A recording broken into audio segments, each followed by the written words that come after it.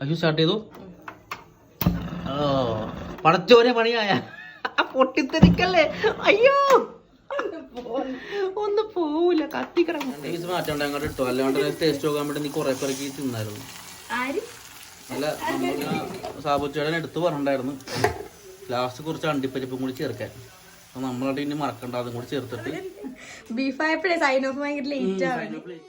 അപ്പോൾ നാസിലേക്ക് ഒരിക്കൽ കൂടി നിങ്ങൾക്ക് സ്വാഗതം. ഇന്നും ഇതേപോലെ ഒരു വെറൈറ്റി കുക്കിംഗ് റെസിപ്പി ആയിട്ട് വന്നത്. വെറൈറ്റി എന്നാൽ നിങ്ങൾ കണ്ട റെസിപ്പി തന്നെ ആയിരിക്കും, എന്നാലും ഞങ്ങളുടെ സ്റ്റൈലിൽ അല്ല. ഇത് ഫുഡ് ഹണ്ടർ സാബുയുടെ സ്റ്റൈലിൽ വെക്കുന്നതാണ്. അപ്പോൾ ഒരു വെറൈറ്റി നല്ല സ്പൈസി ആയിട്ടുള്ള ഒരു ബീഫ് കൊണ്ടാണ് നമ്മൾ ഉണ്ടാക്കാൻ പോകുന്നത്.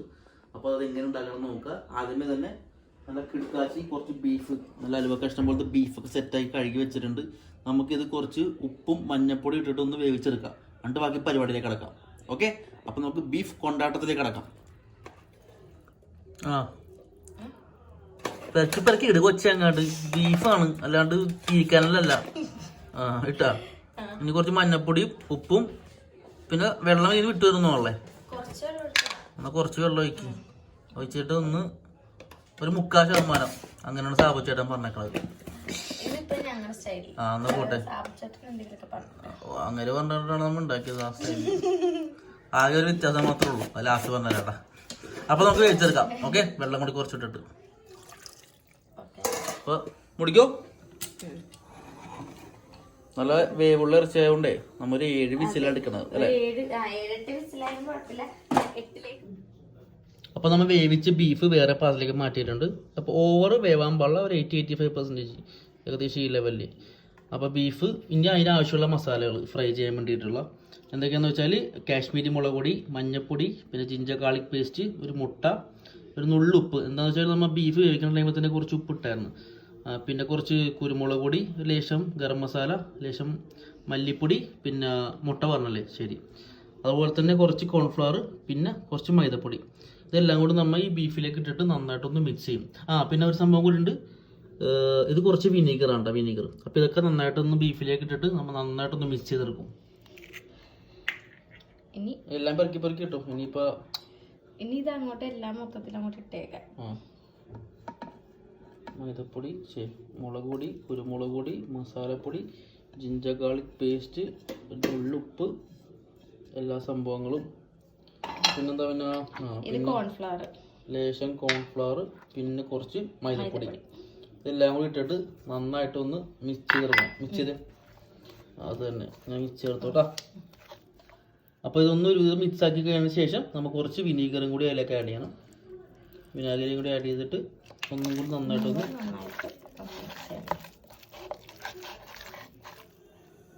അടുത്ത പ്രോസസ്സ് എന്ന് പറഞ്ഞാൽ നമ്മൾ ബീഫ് നന്നായിട്ടൊന്ന് ഡ്രൈ ഫ്രൈ ചെയ്യണം. അപ്പോൾ അതിനായിട്ട് ചട്ടി ചൂടാക്കാൻ വെച്ചിട്ടുണ്ട്. ചട്ടി ചൂടായി, അതിലേക്ക് എണ്ണ ഒഴിച്ചിട്ട് എണ്ണ നന്നായിട്ട് ചൂടാവണ വരെ ഒന്ന് വെയിറ്റ് ചെയ്യണം. ശരിക്കും ചൂടായി കഴിയുമ്പോൾ ബീഫ് അങ്ങോട്ട് വറുത്ത് കോരി എടുക്കുക. അപ്പോൾ എണ്ണ ഇപ്പോൾ ചൂടാവട്ടെ കേട്ടോ. അപ്പോൾ നമ്മുടെ എണ്ണ നന്നായിട്ട് തിളച്ചിട്ടുണ്ട്. നമുക്കിനി അതിലേക്ക് ബീഫ് കോരിയിടാം. ആയിട്ടോ? അയ്യോടാ, അത്രക്ക് തിളച്ചിട്ടുണ്ടല്ലേ. വെറുതെ അതങ്ങോട്ട് ഇട്ടേ എൻ്റെ ക്യാമറ.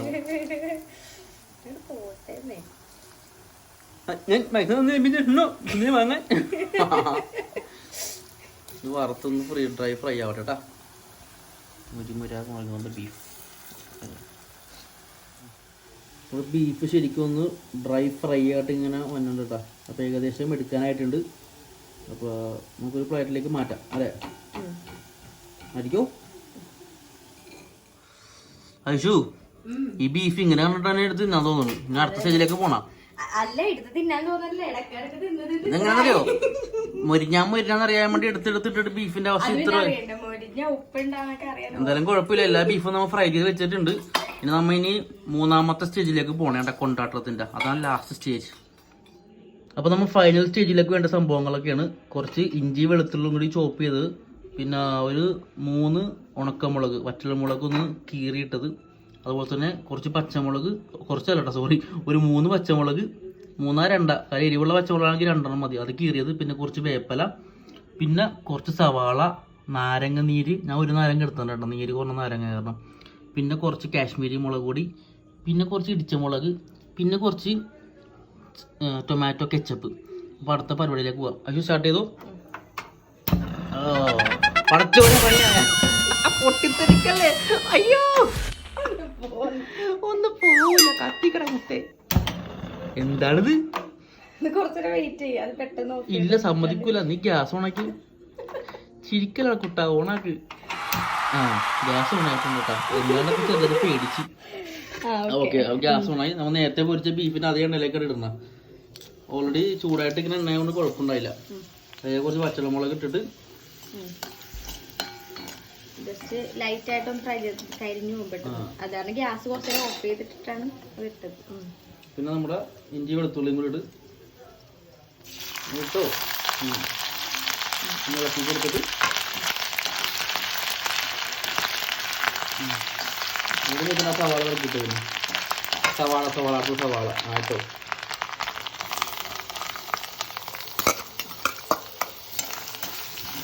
ശരിക്കും ഇളക്കും. ചട്ടിയിലങ്ങനെ പിടി ആയുധങ്ങളൊക്കെ ആയിട്ട് വന്നിട്ടുണ്ട്. സവാള ഒന്ന് പെട്ടെന്ന് വാടി കിട്ടാൻ വേണ്ടിയിട്ട് നമ്മ കുറച്ച് ഉപ്പിടുന്നുണ്ട്. കുറച്ചിട്ടുള്ളൂ. എല്ലാത്തിലും ഉപ്പുണ്ട്. ബീഫ് വേവിച്ചപ്പോഴും മസാലയിലൊക്കെ ഉപ്പുള്ളതുകൊണ്ട് ജസ്റ്റ് ഇതൊന്ന് നന്നായി വഴറ്റി കിട്ടാൻ വേണ്ടി. ഇത് കഴിയുമ്പോ നമ്മ ഉപ്പൊന്നും ടെസ്റ്റ് ചെയ്ത് നോക്കും. മുളക് താഴെ പോയി എടുക്ക്. ഇന്ന് ഞാൻ കഷ്ടപ്പെട്ട് വാങ്ങിക്കൊണ്ടുവന്ന മുളകാണ്. അവള് പെറുക്കി താഴേക്ക് അവയെ അങ്ങനെ ഇളക്കല്ലേ.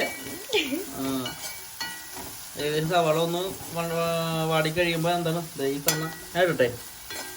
കുറച്ച് പച്ചമുളകും വേപ്പല് സ്വാഹ. മോടിക്കാണ്ട പച്ചമുളക് ഇടണം. അത് ഭാര്യക്കൂരി ഇടാൻ നിൽക്കണ്ട. ഓൾറെഡി നല്ല സ്പൈസി ആയിട്ടുള്ള സംഭവമായിട്ട് പറയാനുള്ളത്. ഇതൊന്ന് മിക്സ് ആയിട്ട് വരട്ടെ. അത് തന്നെ നന്നായിട്ട് നമ്മുടെ സവാള ഏകദേശം വാടിയിട്ടുണ്ടോ? കുറച്ചുകൂടി വേണം, അത് വാടട്ടെ. നമ്മുടെ സവാള ഇപ്പം ഏകദേശം വാടിയിട്ടുണ്ട്. പിന്നെ അതിലേക്ക് കാശ്മീരി മുളക് പൊടി ഇടാൻ വേണം കേട്ടോ. ഓക്കെ കാശ്മീരി മുളക് പൊടി ഇട്ടിട്ടുണ്ട്. ഇനി നമ്മുടെ ടൊമാറ്റോ സോസാ കെച്ചപ്പാ ഇതെനിക്ക് പറയാം. കെച്ചപ്പല്ല സോസാണ് ഉള്ളത്. ടൊമാറ്റോ സോസാണ്. കുറച്ച് ടൊമാറ്റോ സോസും കൂടി ആഡ് ചെയ്തിട്ട് നന്നായിട്ടൊന്ന് മിക്സ് ചെയ്യും.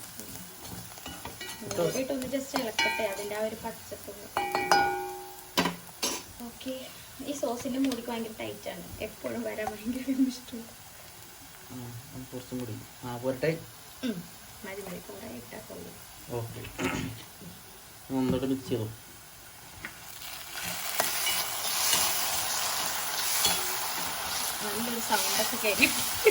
തണുത്ത സോസ് കാരണേ ചൂട് ചട്ടിയിലേക്ക് അങ്ങോട്ട് ഇട്ടപ്പോഴേ അതിനങ്ങോട്ട് റിയാക്ട് ചെയ്തിട്ടുണ്ട്. വേറൊന്നുമല്ല അല്ലേ. നാരങ്ങ നീര് ഒഴിക്കാമല്ലോ. അപ്പൊ കുറച്ച് നാരങ്ങ നീരും ഒഴിക്കണം കേട്ടോ.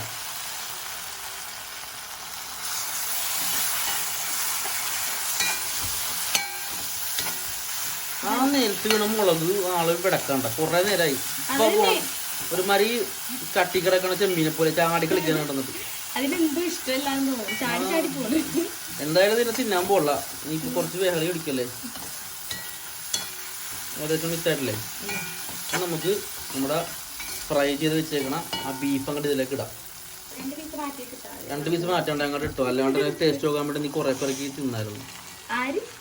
അല്ല നമ്മൾ ബീഫ് ഇട്ട് കഴിഞ്ഞപ്പോൾ ക്യാമറ തന്നെ അന്തം വിട്ട് പോയി. പെട്ടെന്ന് ഫ്ലവറായി പോയി. ശരിക്കും കണ്ട മിക്സ് ചെയ്തെടുക്കട്ടാ. ഇനി ഇതിലേക്ക് കുറച്ച് ഇടിച്ച മുളക് കുറച്ചിട്ടാ മതി കേട്ടോ. എരിവ് വന്നിട്ട് വേണമെന്നുള്ള ആൾക്കാരാണെങ്കിൽ അത് ആവശ്യത്തിന് ഇട്ടോ. പിന്നെ കുറച്ച് കുരുമുളക് പൊടിയും കൂടി ഇട്ടിട്ട് നന്നായിട്ടൊന്ന് മിക്സ് ചെയ്തെടുത്താൽ. പിന്നെ സാബുച്ചേടൻ എടുത്ത് പറഞ്ഞിട്ടുണ്ടായിരുന്നു ലാസ്റ്റ് കുറച്ച് അണ്ടിപ്പരിപ്പും കൂടി ചേർക്കാൻ. അപ്പോൾ നമ്മളായിട്ട് ഇനി മറക്കണ്ട. അതും കൂടി ചേർത്തിട്ട് നന്നായിട്ട് മിക്സ് ചെയ്താൽ നമ്മുടെ ബീഫ് കൊണ്ടാട്ടം സെറ്റാണ്.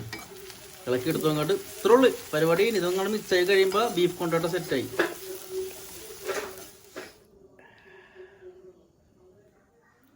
അപ്പം നമ്മുടെ ബീഫ് കൊണ്ടാട്ടം സെറ്റായിട്ടുണ്ട്. കണ്ടില്ലേ ആ കളർ തന്നെ കാണുമ്പോൾ തന്നെ ഒരു റെഡിഷ് ഫീലാണ്. നല്ല സ്പൈസിയാണെന്ന് തോന്നുന്നു. കഴിച്ചു നോക്കട്ടെ. ചൂടുണ്ടല്ല.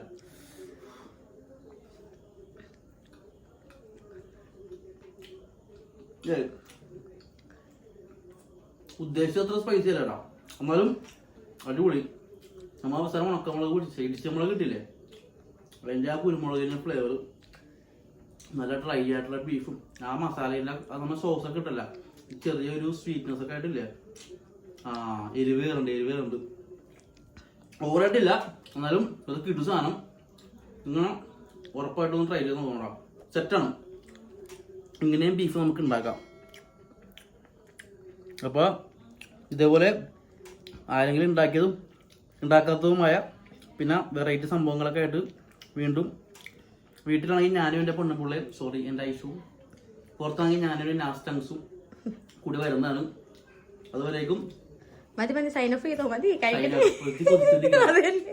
ബീഫായപ്പോഴേ സൈൻ ഓഫ് ഭയങ്കര ലേറ്റ് ആവല്ലേ. അപ്പൊ വീണ്ടും പാക്കലാം. അതുവരേക്കും bye bye and take care. അതുവരെ ടേക്ക് കെയർ.